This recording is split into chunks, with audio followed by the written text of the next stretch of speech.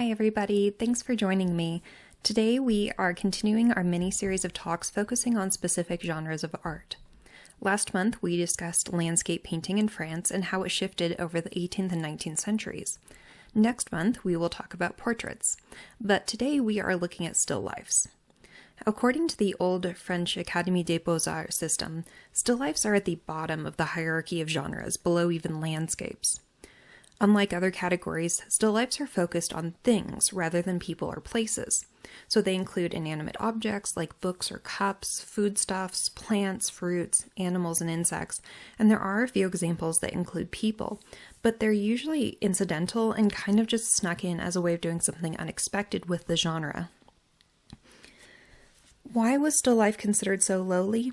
Well, primarily because it was considered to require little creativity or artistic genius. More than any other genre, it's based in something called mimesis, that is, imitation. The still life painter just supposedly has to depict what they see, so it was considered a matter of simply technical skill. Also, the Western art tradition, so the tradition of art making practiced in Europe and the Mediterranean world, is fundamentally anthropocentric, that is, human-focused. So people, their relationships, their actions, etc. are the most interesting and important subjects in this tradition. Still lifes always inevitably have a human presence because even if they don't include man-made objects, they're still arranged by a human hand. But there's a big difference between a battle painting with lots of people and a painting of fruit. So that's not to say that a good still life painting wouldn't have been greatly admired. It just wouldn't command the same prices or prestige as a painting from a different genre. We have examples of still lifes from the classical world. Many homes in Pompeii, for example, have preserved wall paintings with still lifes like this one here, in which we see a silver tray with some flatbread, cheese, produce, and a kylix of wine. Still lifes are also very popular in modern art because they can sort of be neutral subjects for the artist to project their particular style onto. In these cases, the point of the painting is not really what's shown, but how it's shown. It's the technique and the artist's ideas of representation that are important. Apples, plates, bowls, bottles, etc. are always convenient models that never get tired of sitting as well, and they're always accessible. So still lifes are a very convenient subject for a lot of artists to explore and advance their own style. But the real sort of golden age of still life painting, though, was the 16th and 17th centuries, and primarily in the Netherlands, but also Italy and Spain. French artists really picked up still lifes in the 18th century, but were following the lead of the other art centers prior to that. So what we'll focus on today are Dutch and Spanish still lifes from 1600 to the early 1700s. And we'll look at examples of 5 common types of still lifes before turning to look at 2 paintings, one Italian and one Spanish, that seem pretty straightforward and unremarkable, and see what they tell us about the people and the world in which they were created and displayed.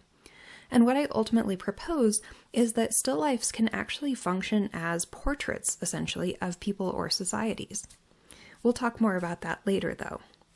First, we should ask, why did still lifes really flourish in the 17th century, and why in the Netherlands? Well, around 1576, the northern provinces of the Netherlands formed a republic and developed an extensive and highly profitable trade network. The Dutch were the only Westerners that Japan, for example, traded with for over 200 years, so they had a total monopoly on the Japanese trade. This led to the development of middle classes with disposable incomes, and some of them were extremely affluent, thus creating an entirely new category of patrons for artists. In most of the rest of Europe, people commissioning art were the state or the Catholic Church, which was also a state. Now, though, you had an entirely new and different market. This meant something different than the very large paintings appropriate for royal interiors and churches that were often designed to fit specific official narratives. So not everyone wants a painting of satyrs sexually assaulting nymphs in their living room, though, not to mention which it wouldn't even fit in a normal middle-class home. Instead, we see people decorating with things like portraits, landscapes, still lifes, as you see in this painting of a middle-class Dutch interior from the period. We can see that there is a still life of 2 oranges on the painting here, and then 2 landscapes on this wall. We also at this time see the rise of something called a secondary art market. In the primary art market, a patron, usually the aristocracy or the church again, hires or commissions an artist to create an artwork. And often they would have very specific instructions about this. The artist makes the work and then goes back to the patron, and it's sort of a closed system.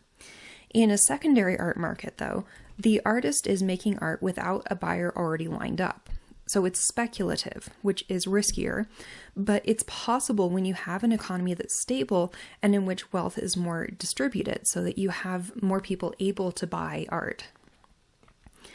Now, if we think about the purpose or goal of a work of art, still lifes usually fit more than one of these goals. They can be demonstrative, that is, demonstrating or presenting a certain idea or pretense, like luxury or abundance. They can be decorative, being aesthetically pleasing and fitting well within the home or whatever context it's in. They can be instructive, as in trying to communicate some kind of lesson or moral. And then entertaining, being engaging and charming for the viewer.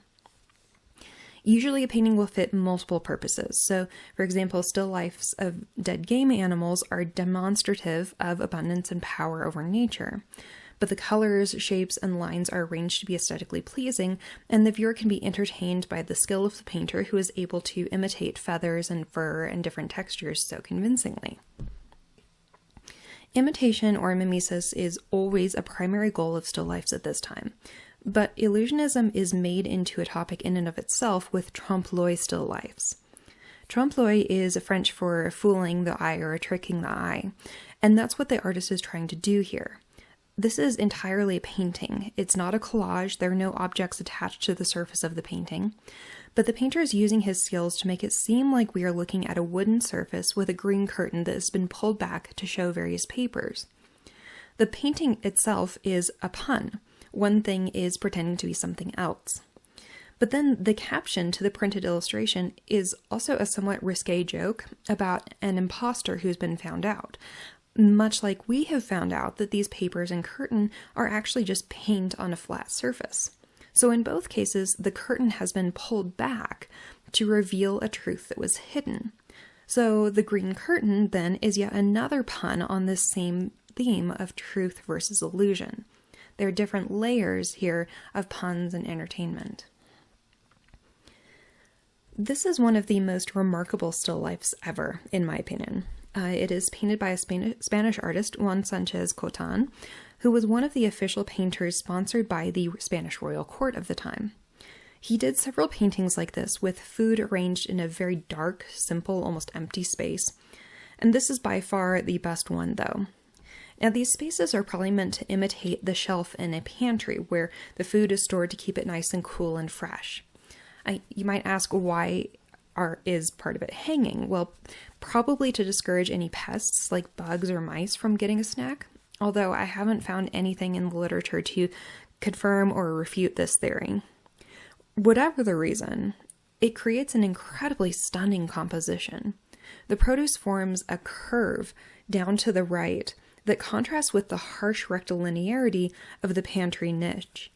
And notice how the produce aren't all positioned along the same plane. That is, each fruit or veggie is at a slightly different distance from us. So the cucumber is almost falling off the edge of the shelf, pushing into our space and escaping the confines of this box-like space. The way that the cucumber and the melon wedge are oriented pointing out towards us keeps the composition from feeling flat. So instead, we have motion out towards us, we have a sense of deep space back into this black void, and we have motion to either side thanks to this beautiful, bold swoop of produce. Now, art historians will make something out of anything, meaning there's always absolutely ways to read meaning into this painting that may or may not be intended, but it's really remarkable for its style and its technique rather than its content or topic. Above all, I'm highlighting this painting just because it is so stunning and so incredibly striking with so few elements. It's actually quite modern in a sense. Now, that's not the case of, lacking content is not the case for a rather large category of still lifes called vanitas paintings. You might recognize vanitas as the same root word as the English word vanity, and today we tend to think of vanity as a synonym for being self-obsessed, but it really means more than that. So vanity is futility, meaninglessness, superficiality. It's placing on importance on things that don't matter while ignoring what does.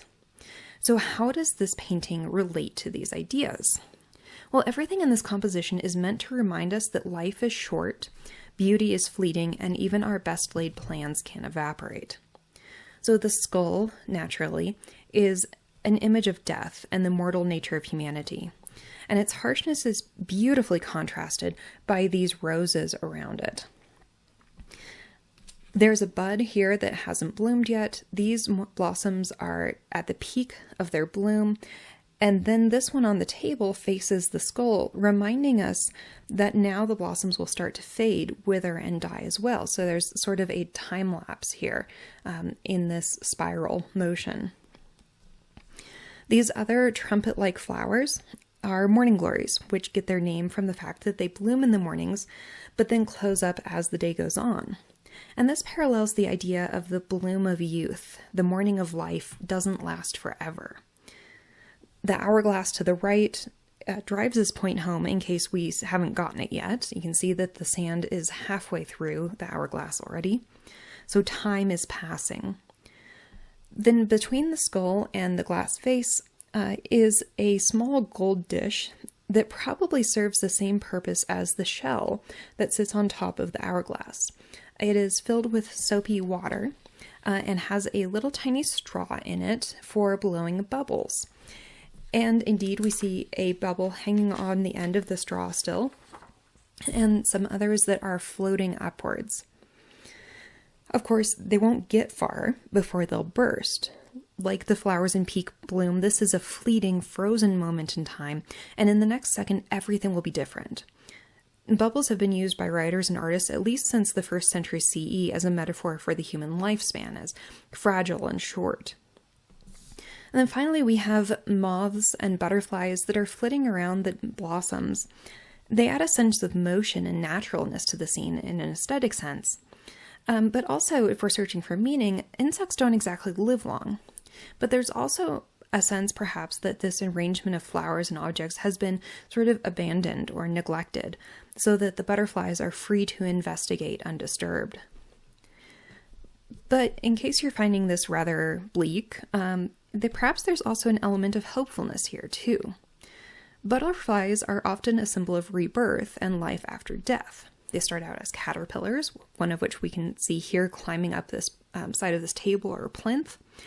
And they form a cocoon and are apparently dead. They basically turn to goo inside the cocoon. And then they somehow reemerge in a completely new form. So maybe the artist is giving a Christian message of hope, saying, yes, life is short and fragile, much like these bubbles. You can't hold on to it. But there's also the hope of something after death, something more meaningful than all this. So you should aim to achieve that instead of wasting time on stuff that doesn't matter. At first glance, we might assume a similar meaning in this floral arrangement by another Dutch artist, Ambrosius Bosschaert. But it's actually rather the opposite. This is exactly the sort of vanity that the other artist was warning us about.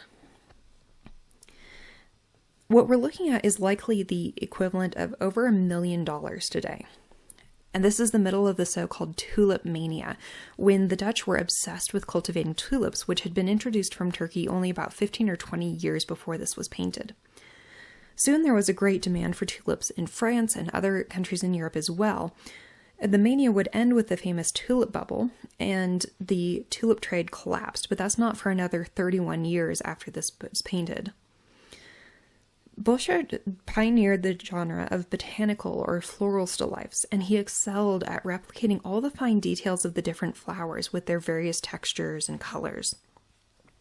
Now, since the variety of the tulip had a huge impact on its price, its rarity, and its prestige, then it was important to accurately represent the details of the color, the size and patterns of the color veins in the tulip, and the shape of the petals. So usually in these flower arrangements, the most important, the most expensive flowers or tulips are at the top center, and we can see these here. This variegated pattern is called a broken tulip, and it is actually caused by a disease in the tulip bulb, but it is highly desirable. It's particularly beautiful, and because it's a disease, it's actually rather difficult to replicate, and the bulbs that have that disease don't propagate very well.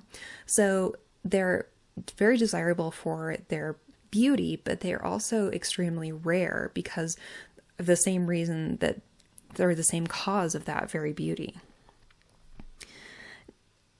Now, some of the flowers that we see here were not uncommon, like the iris and the forget-me-nots. They could have been found, in the Netherlands anyway. Carnations are native to the Mediterranean, but had been introduced to the Netherlands by now. The lilies and tulips, though, these lilies here and the tulips, are from China and Turkey, respectively, and they were incredibly valuable. But the thing is, we're not looking at actual flowers, right? We're looking at a painting of flowers. And there's a big difference. For one thing, this arrangement never existed, nor could it have. The species we see here bloom at different times of the year, yet we see them all perfectly in full bloom with no wilting, no discoloration, no flaws whatsoever. So what's impossible for nature, in other words, is possible for art. So art here triumphs over nature by presenting this stunning bouquet, by presenting a level of beauty that nature is incapable of providing, gathering all of these beautiful flowers together in one vase, in one picture for us to enjoy and appreciate. Now, another common type of still life focuses on food, either simple local foods like bread, cheese, and seasonal fruit, or a full array of luxury foods like we see here. The lemon and oranges could have been, or would have been imported from farther south. The strawberries, figs, grapes, and cherries could all have been produced locally, but they would not be available at the same time without the use of greenhouses or artistic liberty. But notice how the artist has displayed the different foods in order to show off his skill, his mimetic skill. In the lemon alone, we have 3 distinct textures. We have the rough outer peel, the soft white inner peel, and then the juicy flesh of the lemon interior. We also have a beautiful range of highlights. The grapes and the cherries practically glow, especially in contrast to the dull grape leaves and the draped cloth that covers the table. We have the dull shine of the silver platter, which is different from the refracted light in the glass above. Notice also the blue and white bowl that holds the strawberries. The museum describes this as an example of Chinese ceramics, but I think it's Turkish, judging by the motif, this tulip shape, in fact. The thing is, though, blue and white ceramics are interesting because they started in Turkey, but then were copied in China for export to the West, and then the Netherlands made their own versions, and the Turkish copied that, and so actually blue and white pottery can be really difficult to identify without actually having the object. When we just get a glimpse like this, it's a little bit more difficult. But regardless, we can assume, given the general vibe of luxury, that it would at least have been interpreted as an expensive import from the East, right? This is not Tupperware, basically. Now, how realistic is it that the owner of this painting actually ate like this with oysters and lobster and figs and grapes, etc., etc.? Well, we don't know. Could be, could not be. But we do know that this was an image that they valued and that they wanted to have in their own home. It was an image of prestige, of refinement and of beauty. Now, in many ways, still lifes can be portraits of the people who commissioned or owned them. And this Italian painting is a good example. It's by a painter from Bergamo who was very successful and well regarded in Italy during his lifetime, but afterwards kind of faded out of the public memory until being sort of rediscovered in the mid-20th century. And one of the reasons Evaristo Bashenis' work was kind of forgotten is, interestingly, because the families who originally owned and commissioned his work kept his paintings, so they didn't really get into the public collections or into the marketplace. Bashenis was, interestingly, a priest as well as a painter, which was not totally uncommon. There are other examples of this. But his specialty were these still lifes of musical instruments, like you see here. Now, there are, again, certainly many examples of other still lifes with musical instruments, but there are a few things that make Bashenis' work remarkable. And one of them is that he paints specific instruments. So he pays attention to wood grain, to the shapes of the different elements, and even the maker's marks, which identify these as specific instruments from the very best workshops across Italy. He also almost always includes a curtain that has been pulled back, as if we're looking at a stage. But the performers, that is, the people who play these instruments, are not there. And to clarify, we're not talking about like a theater performance. These are sort of personal gatherings of friends in a private home where they would get together and play music and enjoy this companionship and enjoy playing for its own sake. But the instruments here are set aside, sometimes upside down, often with a layer of dust, actually, as you can see on the edge of this lute here, that's sometimes been disrupted by fingerprints. You can see the trace of a hand where it's been partially brushed away, so that there's a sense of absence and stillness. Interestingly, Bashenis also uses space to visually evoke this silence. Now, this is a pretty large blank area here, and there's nothing in it. So instead, there's just a gap, a place where something is missing. People who would play the instruments and create music, filling the silence. So the gap is the silence, right? Bashenis is also notable for including actual written music in his paintings. Now, in this particular example, the sheet music here is not real written music. It's just sort of paint marks that are scribbled on to resemble musical notations.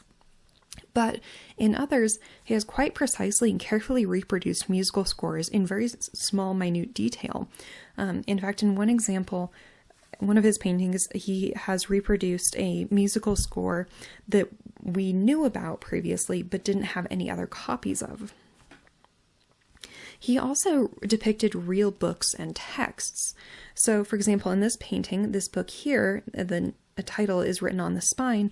It's a recent bestseller that was published in Venice. At this time, Bergamo, Bashenis' home, was a rather minor provincial town. Yet in these still lifes, Bashenis is asserting his and his clients' cosmopolitanism, so quite the opposite. Their cultural literacy, their erudite interests. So even though there are no people in these still lifes, they indirectly depict someone who's educated in philosophy, music, law, literature, poetry, and theater. And we can see this, for example, in the presence of this rather odd detail, a golden apple. It's kind of a strange thing to include, but it's a somewhat complicated reference. In ancient Greek mythology, in the Iliad, the whole mess of the Trojan War actually starts when the goddesses Athena, Hera, and Aphrodite demand that the shepherd/prince Paris judge who was the most beautiful, and the winner got this golden apple. There was a similar debate popular in literati circles during the 17th century about which art form was the greatest or most beautiful, the paragon or paragone. Was it music? Was it literature and poetry, or was it painting? So the apple here is a kind of test. If you were in the know, if you were sufficiently cultured, and properly educated, then you would understand this series of references and you would appreciate these subtle allusions to a much larger international network of cosmopolitan intellectual culture. There's also a very subtle connection in this painting to colonial networks and global commodities. This red cloth that serves as the curtain that's been pulled back would have been dyed at this time using something called cochineal red. You can see two examples of this red dye in use in this fabric fragment from Italy and in this woven bag tassel from Peru. Cochineal was, and still is, produced from insects that feed off of the nopal cactus in Mexico and South America. The indigenous Americans learned to collect these insects and process them to produce this really intense red color. You can see in this illustration on the right the nopal cactus with its many lobes, and these little white circles in each of the lobes are the insects, which are being scraped off with sticks into bowls by a European man on the left and an indigenous woman on the right. Now, there were certainly other ways to produce red dye that existed in Europe and Asia prior to the introduction of cochineal, but it nevertheless became a highly sought-after commodity. It was cultivated and exported by the Spanish from their colonies in the New World all around the world. And this map shows you the very approximate, location of the Spanish Empire in yellow, and then the blue arrows show the export routes of cochineal. Interestingly, massive quantities were exported to the Netherlands. The Dutch were actually experts in processing the dye and dyeing textiles for further export. And you might also notice in this map that the Netherlands are also represented in yellow. Indeed, Spain laid claim to the Netherlands for a couple of hundred years. In fact, much of the massive quantity of silver and gold that was taken from the New World went to pay for Spain's wars in the Low Countries, which were very lengthy and very brutal, as religious wars often are. In 1576, the northern regions were able to push the Spanish out and form the Republic of the Netherlands that I mentioned at the beginning of this talk.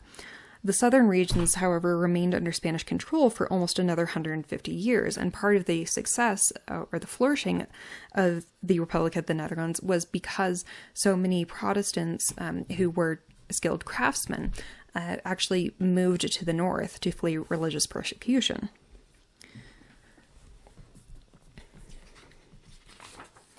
Now, if the Bacchanes still life was a portrait of the aristocratic culture of Bergamo, this Spanish still life is a portrait of commodity circulation between Spain and its colonies and with other nations. About half of the objects here are from the New World. We're probably looking at the preparations for an afternoon snack. So here we have a copper kettle and a wooden whisk that were used in the process of preparing chocolate, which is shoved into these wooden boxes here.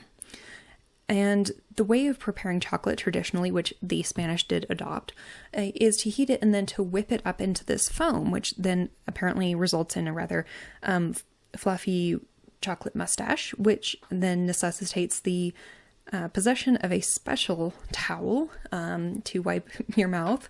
So this is the official chocolate drinking towel. Then we also have these vessels back here. These are two examples of what are called bucaros, and they are, in this case, produced in Guadalajara, and this type would have been produced in Chile. Chilean bucaros tend to be much more opulent and have lots of sort of sculpted texture on the outside. This is a gourd that is decorated that would have come from Mexico, and then again we have the tablecloth with cochineal dye and silver spoon and tray from the Americas. We also have a couple of cups from China, and this one here possibly from Turkey or from China. It's unclear. Now, there's also lots of objects in here that are also from Spain or closer to home. This chest could be from Portugal or Spain.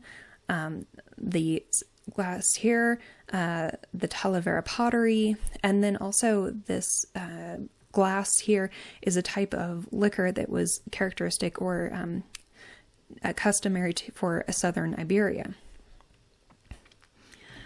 Now, obviously, paintings don't have to be realistic. As we've seen with something as simple as a vase of flowers, painters can create whatever they want.